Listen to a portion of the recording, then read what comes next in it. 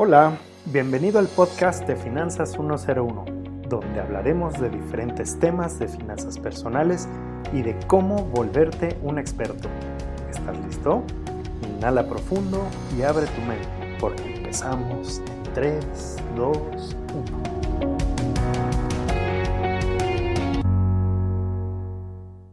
Hola, bienvenidos a este tercer capítulo del podcast Finanzas 101.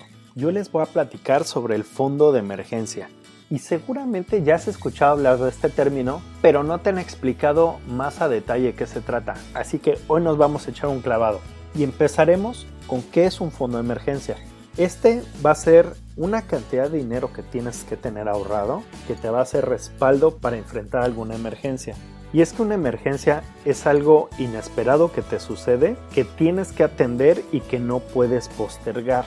Y las hay de todos los tipos. Hay emergencias globales, como la que estamos viviendo ahorita con el tema de la pandemia, y hay individuales. A mí me gustaría platicarles cómo tanto las globales como las individuales tienen diferentes tipos de impactos y para cuáles sí te deberías de preparar con un fondo y qué otro tipo de cosas tendrías que hacer para las otras. Entonces, por ejemplo, hay algunas de impacto bajo en las cuales la temporalidad en la que la tienes que resolver es muy pequeña y son fáciles de resolver en cuanto al monto, ¿no? Por ejemplo, se me cayó mi celular y se le rompió la pantalla. Pues está muy fácil resolver. Hoy es que iba en la calle, se me ponchó la llanta. Pero ¿qué sucede con aquellas de impacto medio? Y estas son las que tienen un impacto de varios meses. Estas son realmente para las que tenemos que tener el fondo de emergencia. Por ejemplo, ahora con la pandemia, a muchas personas en sus empleos o en sus negocios tuvieron disminuciones en sus ingresos y tenían que seguir cumpliendo sus compromisos financieros. Para este tipo de emergencias es para los que deberemos de tener un fondo. Y hay las otras que son de un impacto alto, que normalmente estamos hablando con alto de permanente. Para estas no hay un fondo de emergencia que nos pueda servir por el tamaño del impacto. Por ejemplo, cuando hablamos del fallecimiento de uno de los proveedores de una familia, pues no hay un ahorro que te vaya a dar para sustituir todo lo que esa persona hacía financieramente por la familia. O por ejemplo cuando tienes una invalidez total y permanente, porque se te suben tus gastos y además probablemente no puedas generar el ingreso de la misma forma. Para este último, la forma ideal son los seguros, porque de esta forma muy económicamente vamos a poderlo resolver. Ahora, y tipos de impactos, híjole, los hay de todos y seguro ahorita que los vaya a nombrar van a tener ahí algunas cosas que han visto, que les han pasado, que han sabido en la cabeza. Las tenemos, por ejemplo, naturales, terremotos o hidrometeorológicos como huracanes, ciclones. Las tenemos de salud con accidentes y enfermedades, económicas derivadas de crisis financieras, ya sean locales o internacionales, las sanitarias con pandemias y epidemias, ya saben, también políticas derivadas de elecciones y entradas de nuevos gobiernos que generan inestabilidad.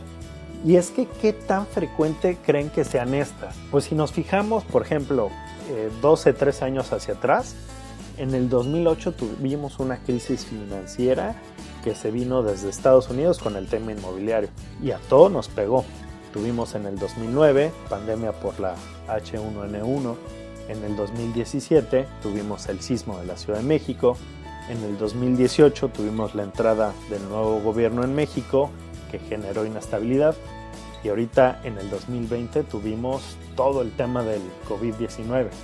Y esto es nada más a nivel global. Ahora súmale las cosas que te puedan pasar a ti, que tengas un accidente, una hospitalización, que tengas o una enfermedad, que tengas el fallecimiento de alguno de los proveedores de tu casa o que tengas una invalidez total y permanente. Entonces, todo este tipo de cosas realmente son más comunes de lo que creemos.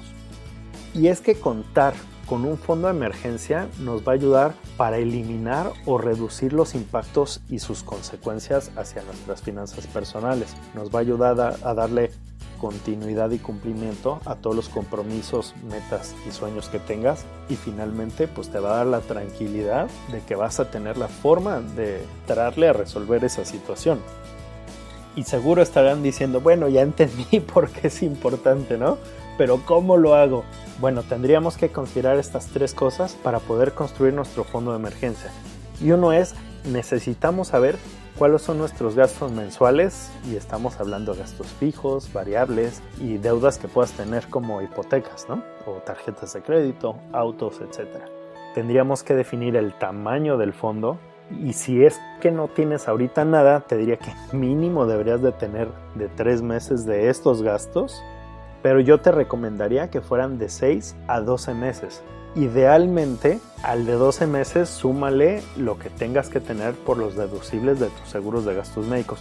Y esto va a ser un fondo suficiente para la mayor parte de las emergencias. Y finalmente, que los debes de tener en un instrumento financiero que te dé liquidez, flexibilidad y que pueda mantener el poder adquisitivo. Y seguro vas a estar pensando en tu cuenta bancaria, pero te voy a decir por qué no es buena idea la cuenta bancaria. Si lo tienes en tu cuenta bancaria y lo estás viendo mes con mes o más seguido y lo vas viendo crecer, la tentación para gastártelo va a ser inmensa, y eso es algo que no queremos. Ahora, en tu cuenta bancaria tampoco vas a poder hacer que se mantenga el poder adquisitivo de ese dinero. Y es que para mí el instrumento ideal para esto es a través de un seguro de vida, porque en este vas a poder que también tenga la liquidez para disponer del fondo de forma ya sea parcial o total a partir de cierto tiempo. Vas a tener la flexibilidad para decidir el monto de tus aportaciones, que pueden ser programadas o variables, y vas a tener finalmente cobertura por las de alto impacto, que son fallecimiento e invalidez. Y ahí está, ¿qué les pareció? Y finalmente les voy a dejar con una frase que a mí me gusta porque me da mucho para pensar. Y es que las crisis las generan los malos hábitos financieros, no las emergencias. Espero que les haya gustado el tema y no se olviden en seguirme en mis redes sociales, Instagram, Facebook como AsombraTMX. Y si crees que a alguien le pueda servir esta información, compártesela. Y hasta la próxima.